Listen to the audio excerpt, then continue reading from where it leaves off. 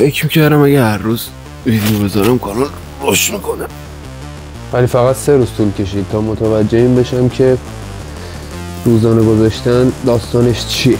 روزانه ویدیو گذاشتن خوبیایی داره، تو هر روز ویدیو میذاری و بقیه خوب میبینن، ولی آیا ویدیوهات اونقدر کیفیت دارن که بقیه بخوام ببیننش؟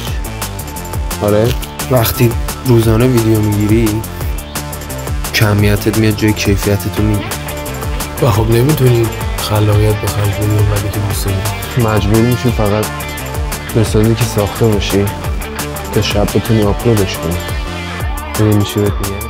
اینطوری زمان ادیت ویدیوت میاد پایین، کیفیت میاد پایین. زمانی که میخوای ایده پردازی کنی میاد پایین، کیفیت میاد پایین. خوب نیست، تو باید روش کنی. روز اول با انرژی شروع کردم، با ذوق شروع کردم، بعد ادیت زدم و گفتم الان دیگه میترکم.